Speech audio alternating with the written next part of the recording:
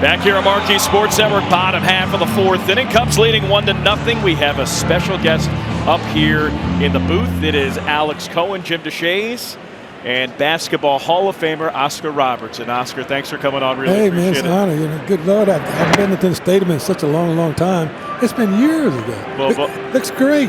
It's aged like a fine wine like you, too. It's great. It's wonderful. All right, so I have a question for you. What brings you to Chicago right now? Will you grace us with your presence? What's going on? The NBA. I'm here because they're going to decide who picks first, second, third, and fourth in the lottery. So I came up for that. It's a good weekend in Chicago. Well, my daughter went to school here for a little while, so it's always a good weekend in Chicago. Always, especially during the summer. All right, Oscar, you got some baseball ties. You like coming to the ballpark. Yeah. Just give me your baseball background a little bit. Who do you like? And you're here, so. I knew Billy Williams. I knew Hank. I knew Ron Santo. And Baker. Gene Baker or Dusty Baker? No, Baker just played second base. Gene Baker, yeah. Ernie, all right, Ernie. Everybody knew Ernie. He was a great guy to get to around. He said, let's play two. Yeah, but you were a pretty good baseball player yourself, When I was younger. I played a lot of baseball then, but when I got a little older, I kept with the basketball. That worked out well for you. Yeah, probably basketball thing. I enjoyed it. It was a lot of fun. I'll say. University of Cincinnati. Yes. Before you turned pro. Koufax also spent time at the university. Did you know Sandy? Were you there at the same time? I met him after he left. He left to play baseball.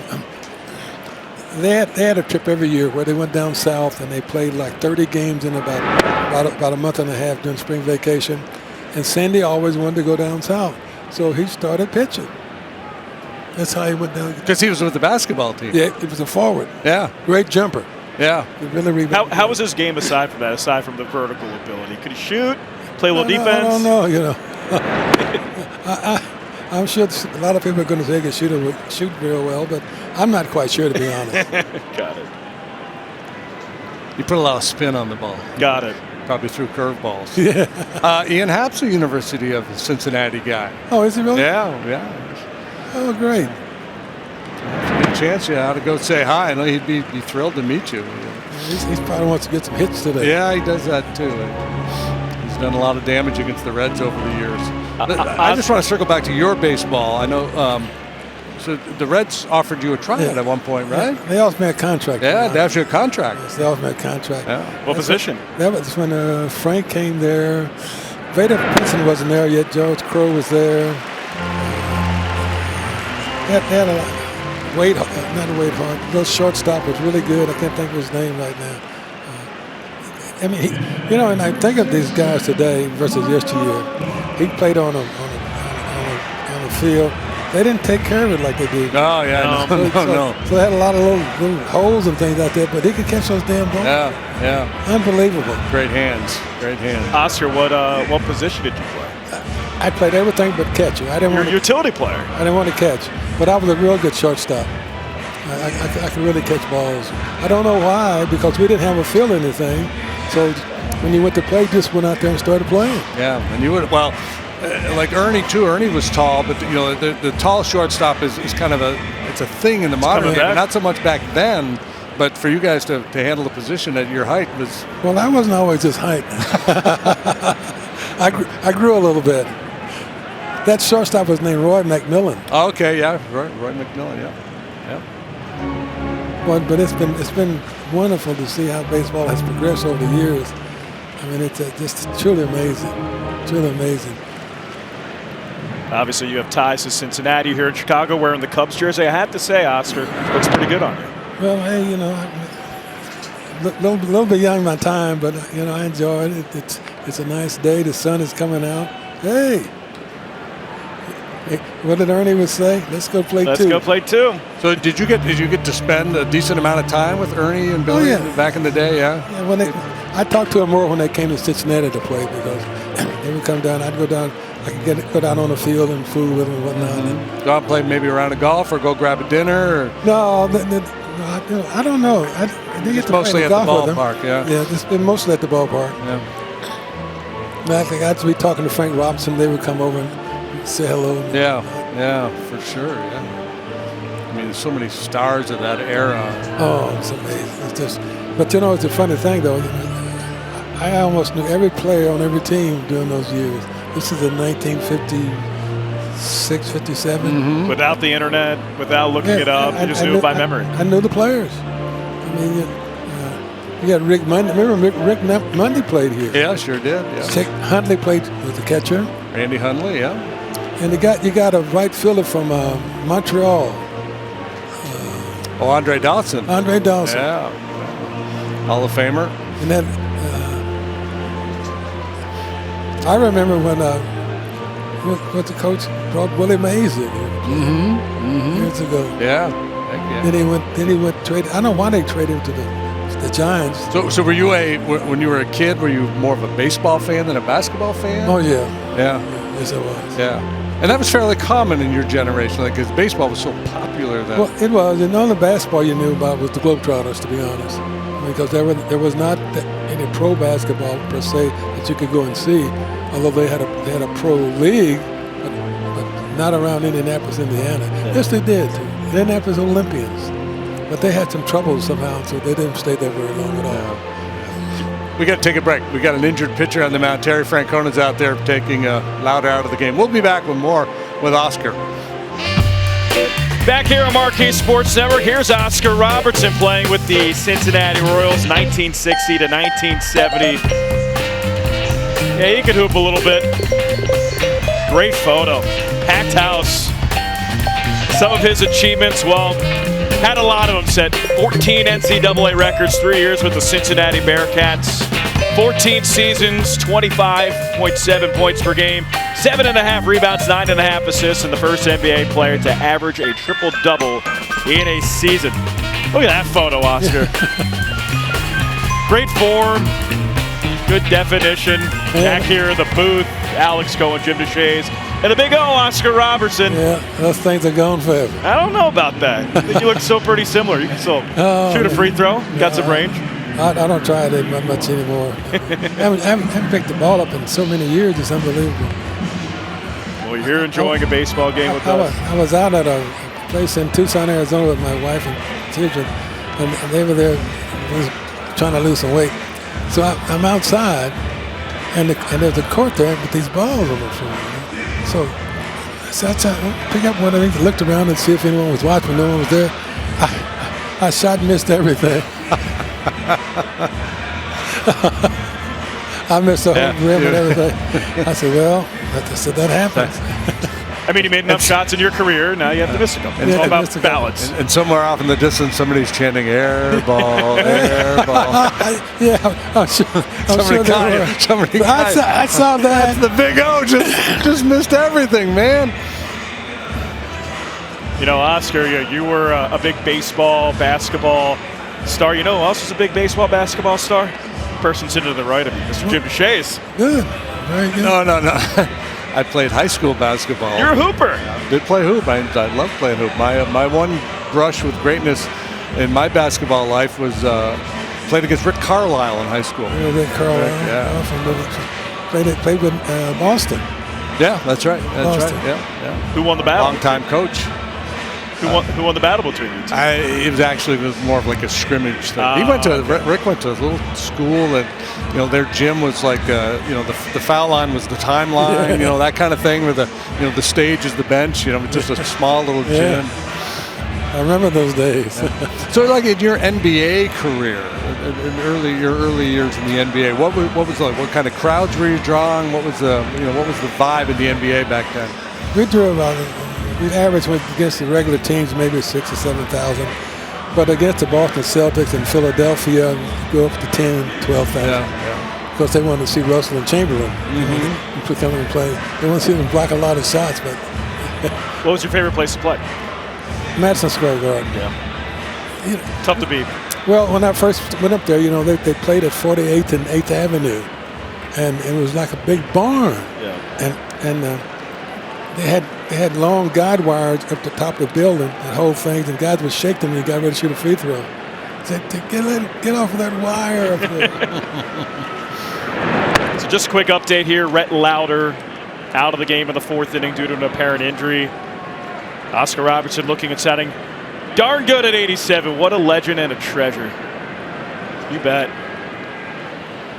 New pitcher here is Connor Phillips. Let's take a look at the numbers for Connor Phillips, the hard-throwing right-hander. This is his 19th appearance, a 3.32 ERA. Walks obviously have been an issue.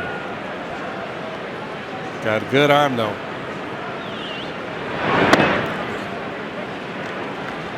Oscar, I have a good memory for you.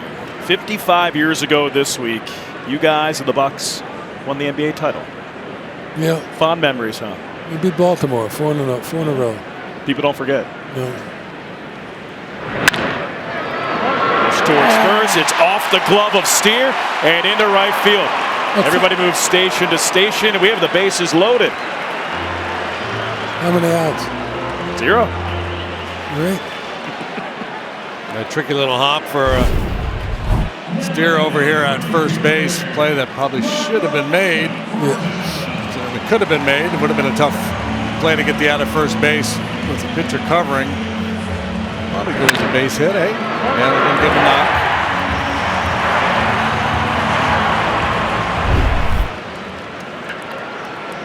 The base is loaded, nobody out.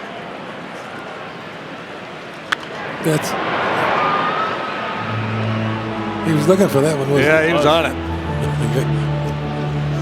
Oscar, the last at bat for Michael Conforto. He homered into the bleachers. Right field, and that one just missed. Yeah. He can't afford to throw him in a bad ball or something, let's tell you.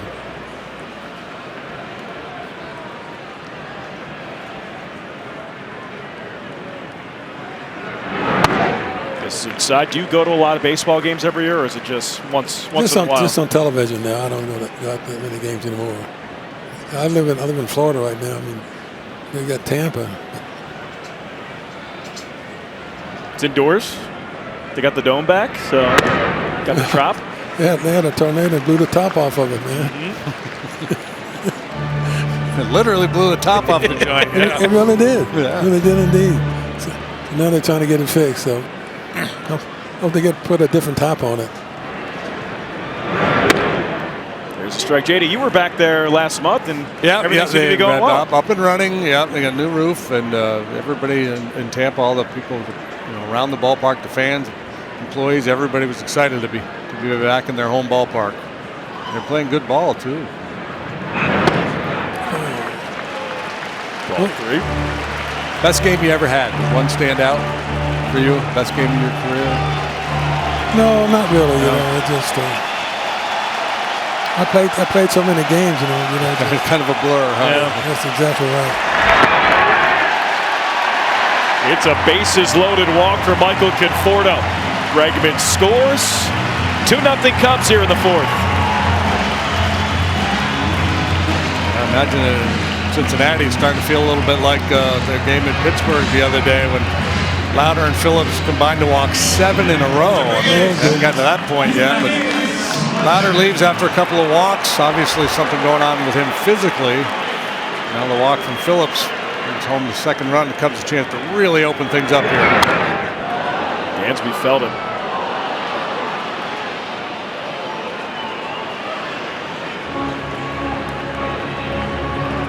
For the Reds, that is their 14th bases loaded walk of the season.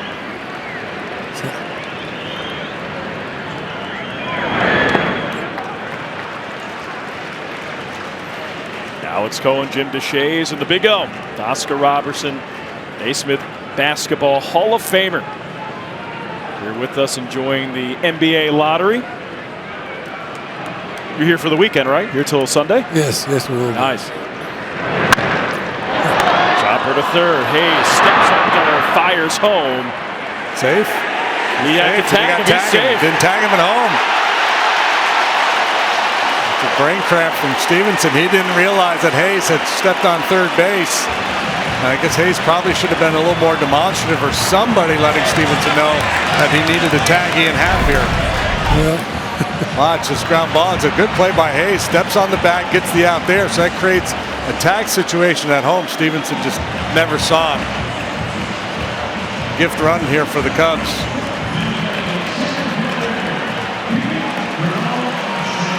Instead of a double play,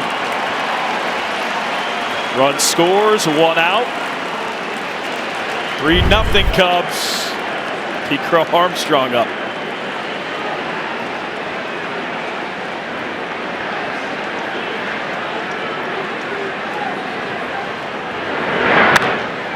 He lifts it foul out of play. Oscar, obviously you have a lot of college basketball current ties as well. Did you see the news today that they are increasing the NCAA tournament from 68 teams to 76 teams? Did you see that? Well, they probably want more money. Probably. which is understandable. But Yeah, sure. Pete up the middle into center field for a base hit. Runner scores. First and third, Pete Crow Armstrong RBI single, and it is 4-0 Cubs.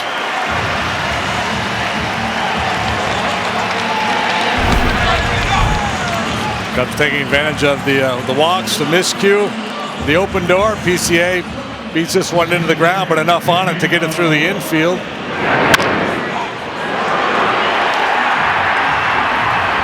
yeah,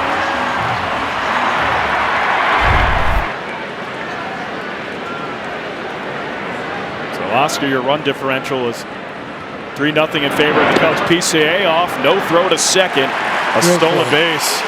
great play. We got to bring you up here more often. Yeah, that's a great play. Yeah, numbers are numbers, and your run differential is pretty good. Yes. Just a huge lead, and Phillips not paying any attention. Stevenson had no shot. No, not at all. How about we were talking about some of the stars of your era? Did you get to know Jackie Robinson at all? Oh yeah, I knew Jackie, him and his wife. I didn't know Jack as well as I did Hank Aaron and guys like that, but Miguel Amaya into center field. 1 run scores. Here comes Pete. 2-run single. Miguel Amaya. Inning continues here for the Cubs. It is 6-0. You might get a baker's dozen today.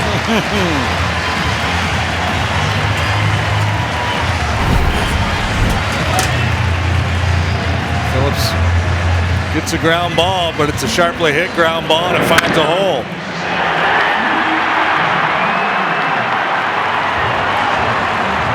Around and around they go.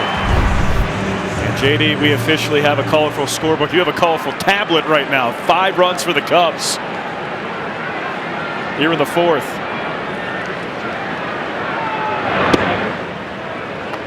Nico takes it low.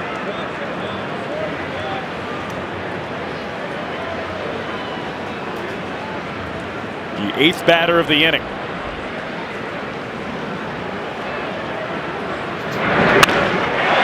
High drive left center field. It splits the gap and goes all the way to the wall. Amaya rounding third, tries to score. Here's the throw. Amaya slides. It's dropped. He's safe. Nico Horner to third on the throw. It is 7-0 Cubs. I get that baker's dozen. You called it.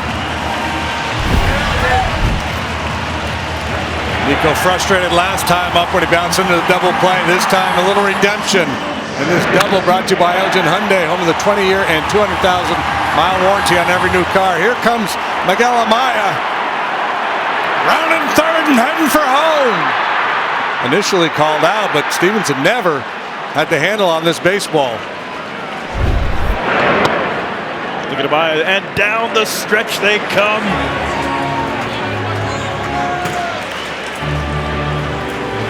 Open up those lungs.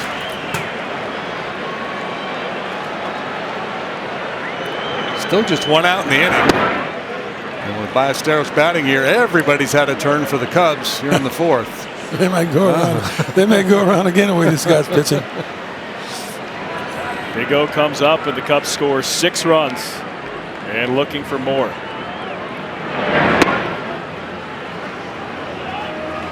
Cubs with 6 runs so far in the fourth. That is their most runs in an inning this season for an offense that pretty much top 5 every statistical category. Put up a crooked number here in the fourth. Oscar, you're on your way to a triple-double here. Well, I think so. The way the Cubs are putting this inning together. While they're bringing the infield in, they're down 6 or 7 to nothing. I know. That's a question for Terry Francona. Pitch is a strike. Cincinnati has 2 challenges remaining. That was ABS, powered by T-Mobile.